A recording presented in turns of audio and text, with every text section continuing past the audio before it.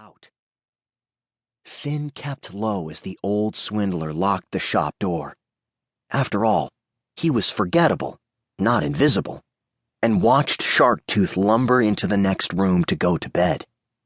Then he waited while darkness fell in earnest over the twisted streets of the Khaznot Quay, until the high winds that constantly shrieked down from the mountain to the bay reached their evening pitch. Finally, it was time to act. Uncurling himself cautiously, Finn rubbed the feeling back into his legs, then crept past shelves filled with all sorts of second-hand junk to the old display case behind the counter. His prize stood out beneath the smeared glass. A golden gemerald brooch, bright and shiny as the sun. He licked his lips in anticipation. With one careful finger, Finn found the hidden wires behind the display doors and followed them back to the traps set to protect them. A single hand catcher and a few acid squirts. Standard stuff.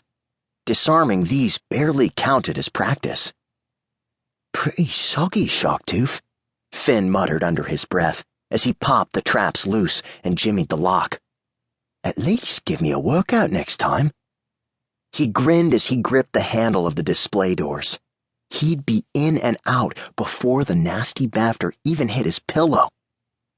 That thought vanished the moment he pulled the doors open and they let out a screech so loud it practically shredded the air. Finn shuddered. The perfect crime, spoiled by a rusty hinge.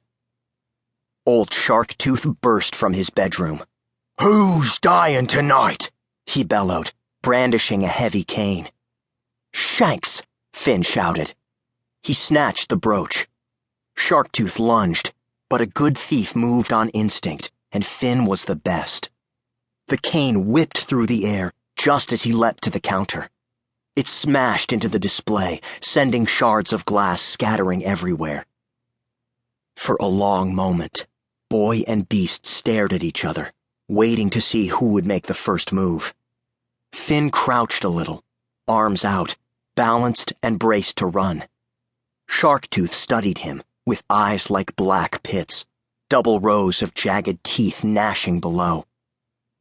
Then, with a growl, Sharktooth charged. Finn faked left, then jumped to the floor and beat feet for the exit. "Too slow!"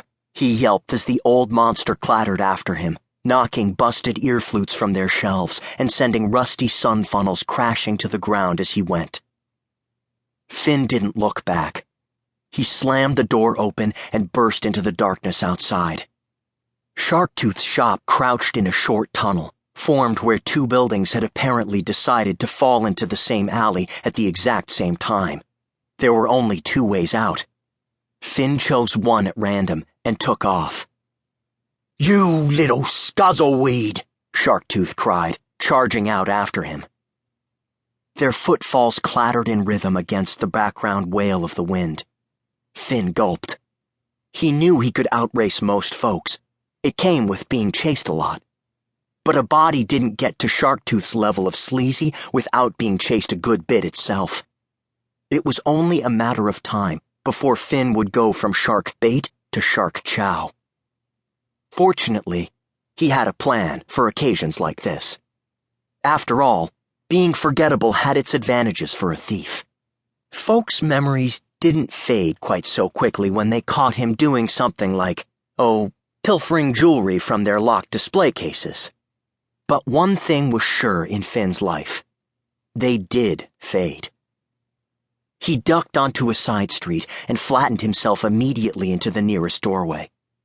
A moment later, Sharktooth careered around the corner, roaring past Finn's hiding place.